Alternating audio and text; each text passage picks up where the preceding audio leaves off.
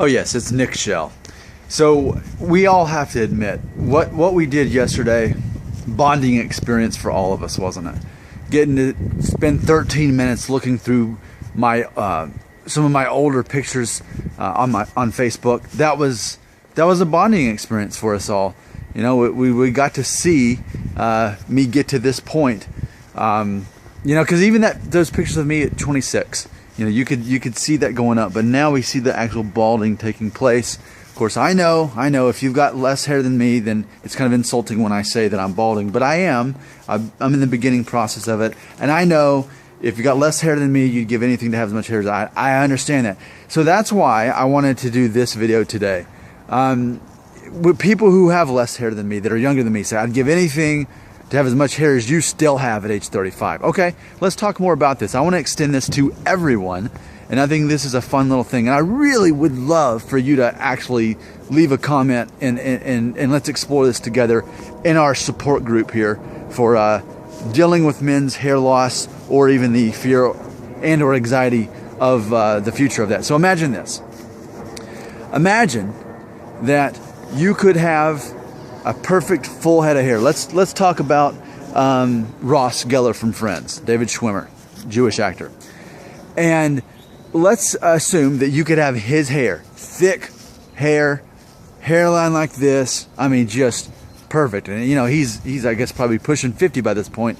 Last time I checked, his hair is still completely intact. So you could have that kind of hair. All right, so we all know what we're talking about there.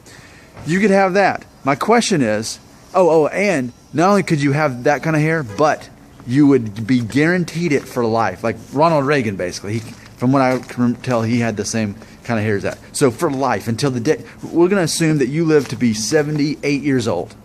And during that time, you're going to experience virtually no real hair loss. You're going to just keep that hair, and it's going to be thick your entire life. Okay? So my question for you is, what would you be willing to give to know that you'd be guaranteed that your whole life? I know that this is a hypothetical question, but I'm asking this for a reason, because we have a value on our hair. Even though the truth is, other people outside of our brains, they don't put the value that we put on our own hair. Okay, we do know this, right? That's not news to you? Okay, so we put such a high value on our hair, enough to think about it, enough to watch my YouTube channels, now pushing 800 subscribers, up from only 113 in January. There's a value on this. We put value on our hair leaving our head. So now that I've kind of prepped the story here, on an extreme end, what would you be willing to give to have a perfect full head of hair your entire life, assuming that you do get to live a long life? And so what are some crazy things you'd be willing to trade in for that?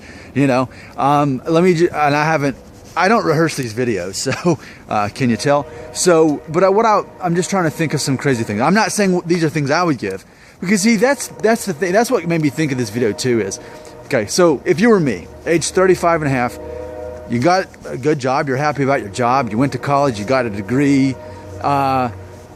You're married to a beautiful woman. You have two perfect, great kids. You live in a nice house in a nice neighborhood.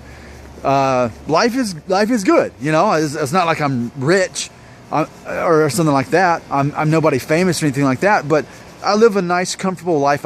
I work hard for what I have, and I always have. But at this point, I'm not lacking anything in my life. Now, but then some of you who have more hair, they're, well, look at your hair, Nick. Aren't you lacking something? But no, not really. I knew this was going to happen to me. So you know, I don't know that I can think of anything personally that I would give hypothetically to have a perfect head of hair my entire life. Like money, nah, because if I wanted to do that, I could have done the hair transplant thing a while back if I even cared about it. I knew. But I know, not worth it to me. So no amount of money. Well, okay. So I guess I lied. Like I'm sure there's a certain amount of money. How low can we go? You know, it's not that big. $1,000. Okay. But even then, we're getting into territory of hair loss transplants, and I don't want that money to be equal with the same amount of money as a hair transplant, because I guess a hair transplant can just be a couple $1,000s. So, see, that's why I don't really even want to explore this myself, because I really don't care enough for money to be an issue. Money's not the issue for me. I'm already a vegan, so I already don't eat meat or cheese or bacon or any of those things. I mean, so if you're me, couldn't you see why at this point in your life, that's another thing too. I'm older than a lot of you. I've been looking at the demographics of who's watching this channel. It's like 92% male, and most of you are between ages 25 to 35. I mean, that's pretty much what it comes down to. So, but me being 35, that means I'm older than most of you. When you're me, it's just, and you know that your hair isn't making you're not losing anything in your life because of your lack of hair, and you know that you wouldn't gain anything if you had more hair. So for me, this isn't that, I guess, interesting of a question. However, I think it is an interesting question for you to answer. I mean, because ultimately, is this just going to lead into an accidental promotion of me telling you to get a hair transplant if you care that much about it? Because, man, if a hair transplant's only, a matter of thousands of dollars, if you could get a hair transplant for less than you could buy a used car, and it means that much to you, and it give you the confidence that you need, or whatever you want, whatever it is you need out of a hair transplant. My whole thing is it always comes back to confidence, and I always say, well, confidence will always outweigh your hair loss. But I get it that for some of you, it's not about confidence. I don't fully understand why you would care about your hair falling out if it wasn't about confidence, but that's just me. So, what are you willing to give if you could have a perfect full head of hair for your entire life? Will you tell me how extreme you would go to have that? And it's especially interesting if you're young. You've seen the picture. So at 19, you can see where it started. Not necessarily the balding part, but at least the hairline going up. And I knew, okay, here it is. This is the first sign that this is coming. I knew that at age 19. But I can kind of travel back in time to when I was 21. That's when I really started noticing it even more. And that's why I was thinking about getting a hair transplant as it got worse back then. I was thinking about that. But I thought about this question back then, and I think ultimately, the answer was however much a hair transplant was. That's what I would be willing to give to have a full head of hair. So it's just interesting, because I thought, man, I don't want to be in my mid-30s and live in a cul-de-sac and have a fenced-in yard and be just another guy losing his hair. But it's funny, because when I had everything else I ever wanted in life, I mean, relatively speaking, I'm just another stereotype. I'm another stereotypical guy in his mid-30s who's losing his hair and doesn't care.